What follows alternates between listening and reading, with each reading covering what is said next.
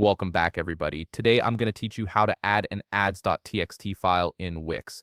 This is essential if you're running ads on your site and want to authorize which sellers can sell your ad inventory, helping protect your revenue from counterfeit inventory.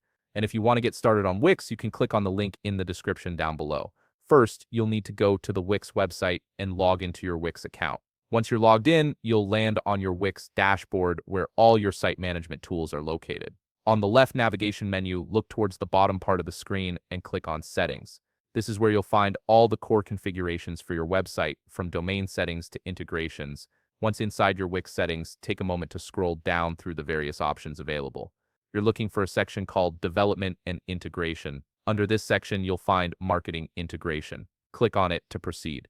This area is designed specifically for connecting third-party marketing tools and managing important files like ads.txt that help with advertising transparency and compliance. From the Marketing Integrations page, scroll down until you locate the ads.txt option.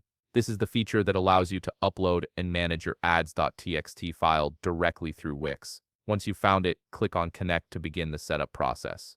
From here, you'll see the option to add your ads.txt file by clicking on Add ads.txt on your site. This is where you'll either paste in your ads.txt content or upload the file itself.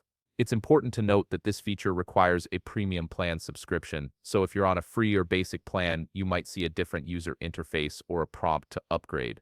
The premium requirement ensures that only verified site owners can manage sensitive advertising files.